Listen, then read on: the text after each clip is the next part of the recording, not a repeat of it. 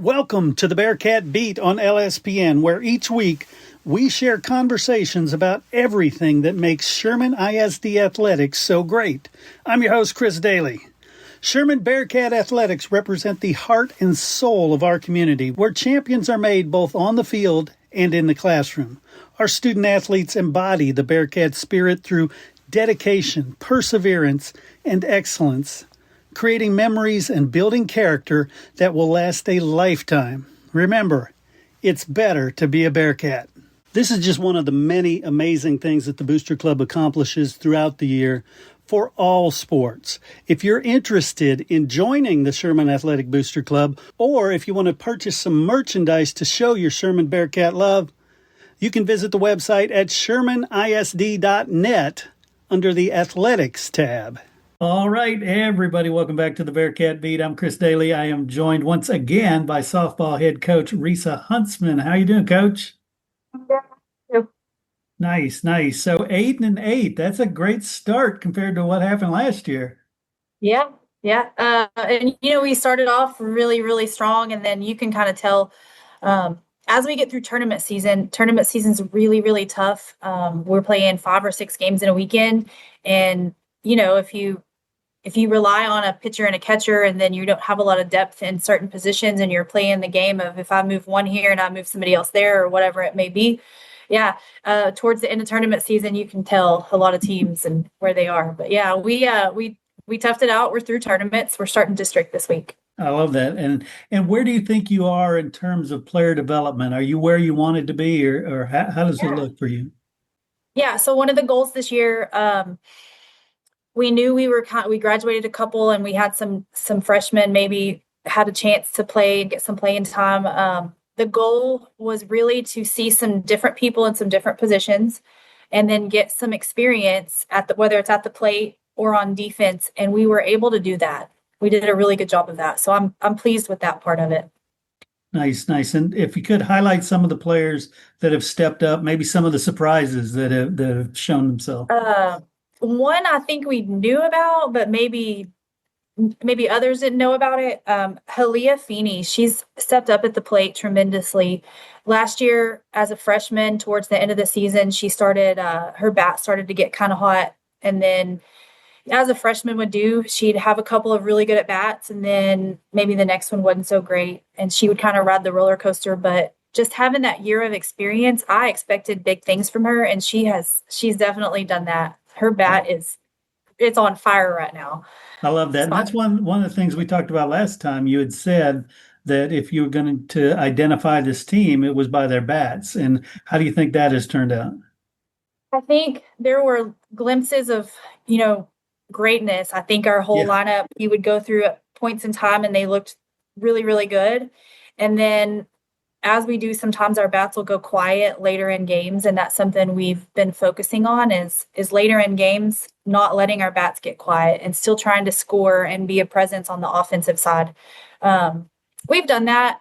I'm pleased with our hitting, and I think we are built for a 7-inning game versus tournament games. Mm-hmm. I think that once we get to the games, you'll really see that. It'll come through. It'll all be put together. Nice. And from the outside looking in, people wonder if you say your bats go cold late, is that conditioning? Is that just mental focus? Where is that? I think both of them, and it's a combination of both. I think we're used to really short and sweet 55-minute or hour and 10-minute games. Even in the preseason, we're not ready for 7-inning game can be 2 hours, 2+ hours at times. And our mental conditioning, I think our physical is okay. Our mental conditioning is what we have. We really work hard to get to where it needs to be for a 7-inning game. I think it's that. Nice. As I mentioned, you've already beat last year's total wins for the season. You're not even to district yet. So what are your thoughts? We talked about district before. You said Melissa Lovejoy, and then y'all would be fighting out after that. So what are your thoughts about district? Have you learned anything about these opponents? Yeah, we actually have gotten to see a couple of our district opponents just in tournament games and whatnot and scouted them here and there.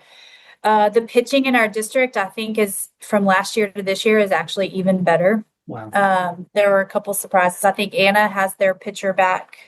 She started the year last year and kind of, due to an injury and maybe some other things, wasn't able to finish, but she's back. Denison gained a pitcher, an OSU commit, Oklahoma State commit. She's a junior. And so I think, we've learned through the preseason and the tournament play and all of that, the pitching in our district is going to be tough. We're going to have to hit. I like that. Yeah, and I guess what's your philosophy now? How does practice change? How does your schedule change once you shift to district? There's a lot of things that play into that.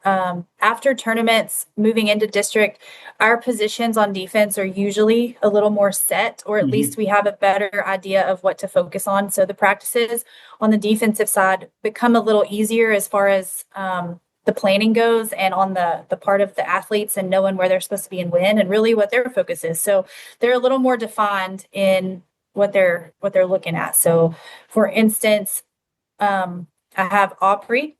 Sometimes she would play third for me. Sometimes she would play first for me. And at times she's played shortstop. But we've really kind of got our defense set. So now she knows I can focus on third base or whatever it may be. And that's the case with a lot of them. Halia Feeney, for one, I really thought was going to be our second baseman, middle infield. And she's had an opportunity in center field and she's killing it there too. Nice. Made some tremendous plays. So I think we've shifted her focus on defense, now to a different position. So those things get a little more nailed down, a little more solid, which makes planning practice on my part a little easier too. Yes.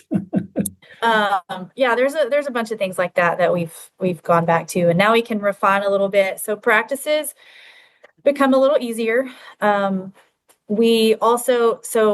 Our batting lineup is a little more set, and the personality of each hitter, I think, has come out in the tournaments a little bit with lots of at-bats. They know, where their weakness is. The district opponents are also going to know that, so we need to focus and try to fix those weaknesses as well. Nice. And when in the season do the girls have their walk-up song, already picked out and ready? Are they ready to go? About them is they already had it last year for this year. I love that. I don't know. I guess in their free time they think it's fun to sit around and find walk-up songs. The walk-up songs are never a problem. They always seem to know what they want. So by the first game, those are usually set. I love it. And finally, Coach, what about health? How are the girls after you're done with tournaments? Now it matters. Yeah. So I think we put in a lot of work in the preseason in the weight room and then conditioning wise, and we are actually pretty healthy right now. I need to knock on wood. We had a couple earlier in the season and they're back now. So we're really ready to go. We had a really good rest. Today is still a kind of a built-in rest-ish day so that we can be fresh for tomorrow for our first district game. Sounds good. Well, again, Coach, thank you for sitting down with me, and best of luck in district. I know we're going to be talking at the end of the year, like I said last time, and we're going to be saying what a great season it was. Of course, yes. Take Glad care. to do it. I want to thank you for listening to the Bearcat Beat. Each week throughout the school year, you will hear all sorts of great information about all the athletic programs at Sherman ISD. Please do us a favor, like, share, comment, do whatever you can to help us reach more Bearcat fans.